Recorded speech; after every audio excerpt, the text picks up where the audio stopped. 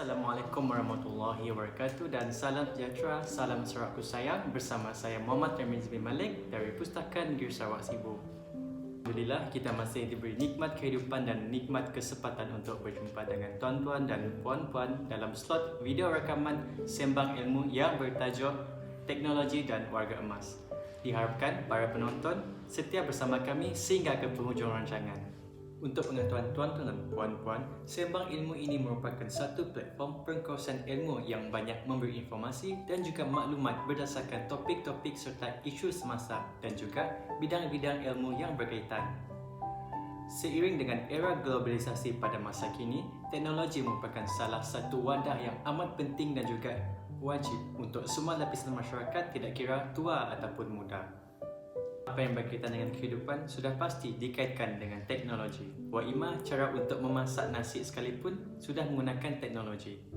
Mahu tidak mahu kita terpaksa berjuang bersama untuk memahami apa itu teknologi pada masa kini, terutamanya dalam kalangan warga emas dalam menerapkan pemahaman mereka dalam teknologi.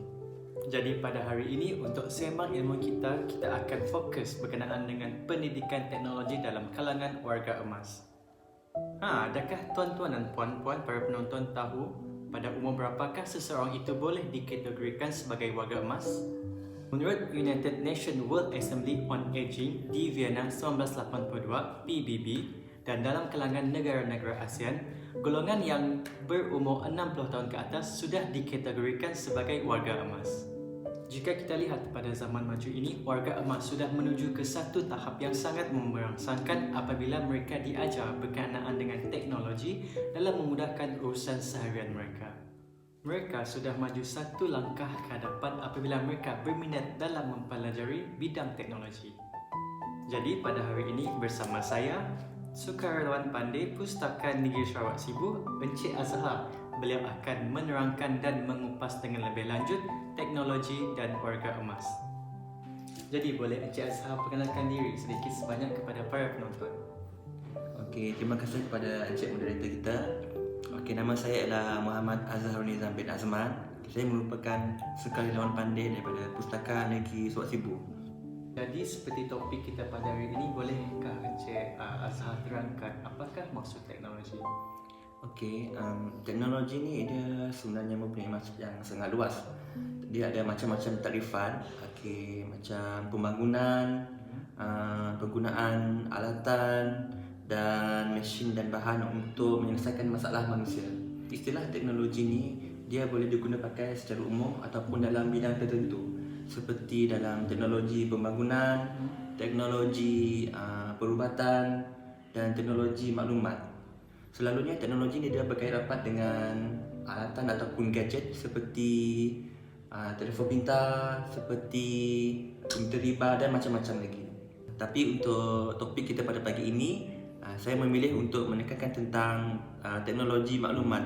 Kerana teknologi maklumat ni selalunya dia berkait rapat dengan kehidupan seharian kita. Menurut Kamus Dewan Bahasa dan Pustaka, teknologi maklumat bermaksud penggunaan komputer ataupun alat peranti mudah alih dalam memperolehi dan menyebarkan maklumat dalam bidang telekomunikasi. Penjelasan yang menarik.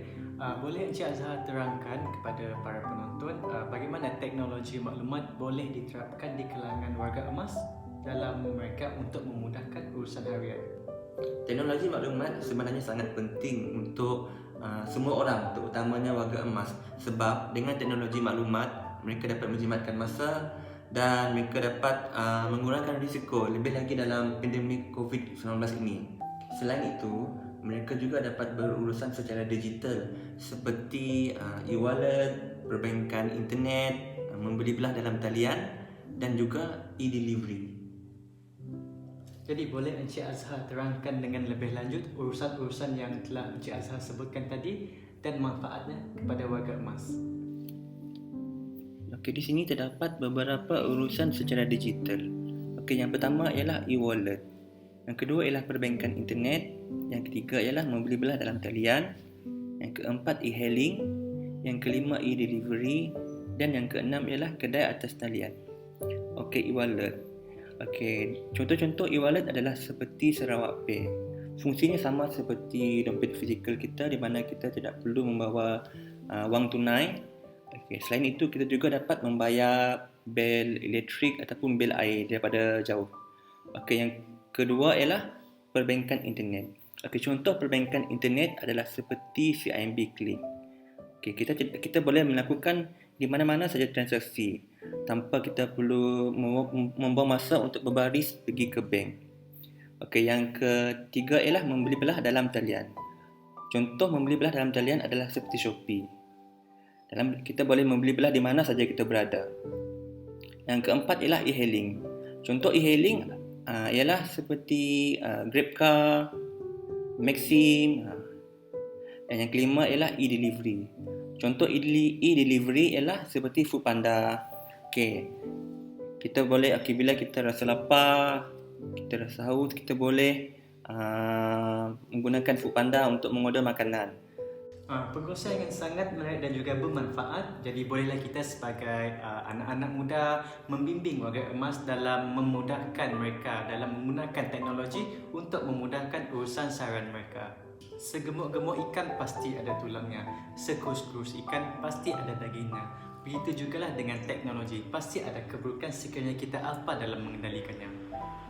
Jadi apakah yang boleh Encik Azhar rungkaikan dan terangkan berkenaan dengan definisi keburukan teknologi ini, terutamanya kepada golongan warga emas? Bila teknologi ini tidak digunakan dengan betul, kita boleh menjadi mangsa kepada jenayah cyber. Di sini adalah contoh-contoh jenayah cyber. Antaranya ialah penipuan phishing, pengitipan, penyebaran berita palsu, perjudian dalam talian, buli cyber, penyebaran virus, penggodam hacker, penipuan scam dan cyber grooming. Tetapi yang kerap berlaku kepada warga emas ialah Macau scam. Macau scam ni ialah contohnya apabila kita mendapat satu mesej yang mengatakan kita telah memenangi wang peraduan sebanyak sekian. Tetapi kita sebenarnya tak pernah pun mengikuti mana-mana peraduan tersebut. Tetapi tiba-tiba kita dapat panggilan yang mengatakan kita telah menangi peraduan tersebut, dan dia meminta kita untuk kita membayar sejumlah wang untuk kita menuntut hadiah tersebut. Itu adalah contoh Macau scam. Penjelasan yang sangat padat dan juga menarik. Itulah kadang-kadang kita sebagai golongan muda pun berpotensi untuk menjadi mangsa jenayah cyber. Jadi apakah usaha ataupun bagaimanakah cara untuk Encik Azhar dalam mendedahkan warga emas dan menarik minat mereka untuk mempelajari bidang teknologi ini? Kini, Kerajaan Negeri Sarawak telah mewujudkan satu inisiatif iaitu program Pandai, People Accessible Network for Digital Empowerment and Inclusivity, yang bertujuan untuk mendidik kita, lebih-lebih lagi warga emas, supaya mereka lebih tahu tentang kemahiran digital dan dapat menggunakannya dengan cara yang betul. Dalam program ini juga, masyarakat kita akan didedahkan dengan penggunaan teknologi maklumat yang dapat memudahkan urusan seharian mereka tanpa mengira peringkat umur. Untuk pengetahuan tuan-tuan dan perempuan, program Pandai ini adalah percuma untuk semua lapisan masyarakat. Tuan-tuan dan perempuan boleh mengakses program Pandai ini pada barutan Open Learning Pandai. Dalam modul Pandai ini, terdapat 5 bahagian. Bila mana tuan-tuan dan perempuan telah menghabiskan kesemua 5 bahagian, tuan-tuan dan perempuan akan mendapatkan sijil penyertaan. Baiklah, nampaknya hanya sampai di sini saja pertemuan kita untuk slot sembang ilmu yang berkenaan dengan teknologi dan warga emas. Terima kasih kepada Encik Azhar atas masa dan juga ilmu serta informasi yang telah dikongsikan bersama dengan kita pada hari ini. Tidak lupa juga kepada para penonton, tuan-tuan dan puan-puan kerana sentiasa menyokong program-program serta aktiviti anjuran Pustaka Negeri Sarawak. Untuk pengetahuan para penonton, 15 orang penonton yang terawal layak untuk memenangi hadiah bertuah daripada Pustaka Negeri Sarawak sekiranya para penonton menjawab borang maklum balas dan juga beberapa kuis di pautan link di atas. Jadi saya memohon maaf sekiranya saya ada terkasar bahasa ataupun tersilap kata sepanjang sembang ilmu kita pada kali ini. Diharapkan kita akan berjumpa lagi pada sembang ilmu yang akan datang. Terima kasih. Bye.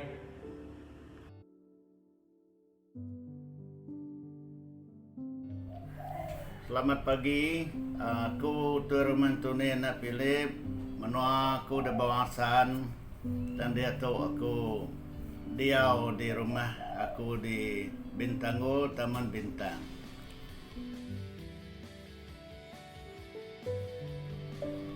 Jadi tentang teknologi ke dia tahu, utai itu oleh benar mai penguntung kita dalam raja pengawal kita besar-besari lebih lagi baka internet atau ke telefon ke diguna kita ke dia tu kita boleh ngiga bala kaban-kaban kuda kala ngau kita bergolai maya kita bersekolah maya kita kerja dia tu kita ngena teknologi kebaru tu boleh ngiga dini alai sidak ya lebuh kita muka Facebook, muka WhatsApp, ngau aplikasi kebukai dalam handphone kita ya. Nai buah berat ke wang ringgit asal kita bisi wang ringgitnya dalam akaun kita dia kita boleh bayar kita kena beli kitanya ngena kad kredit kini kad debit kini ngena bakat touch and go e-wallet ngau teh ke bansanya aja teknologi itu asai ke muntang benar boleh nolong kita tapi utainya kadang-kadang bisik gak penanggul kita ianya baka nanti lebuh banyak ke bak mengeri ke dia tu tadi line internet mana utainya mujul nade penanggul kita ngerja semua pengawak ke berguna ke internet tang telebuh kita ngagai luar bandar baka menua aku di bawah Sandin kadang-kadang line internetnya mana kadang-kadang ya nak berapa mana nipu orang hari pengguna teknologi baru bukan tidak kekumai dia tu skema dia tidak ya pandai amat landik amat tidak ya nipu orang nyala kita nak berasai kita itu tadi nanti kita nak berjimat nanti kita nak berkongsi penemu ngobalakaban dia kita mudah benar kena tipu nyala awak kena kaknya mari aku ke dia tu nanti bisik kebukai kau orang bukai ke bisik nampung utai ke pasar teknologi tu dia tu aja terima kasih.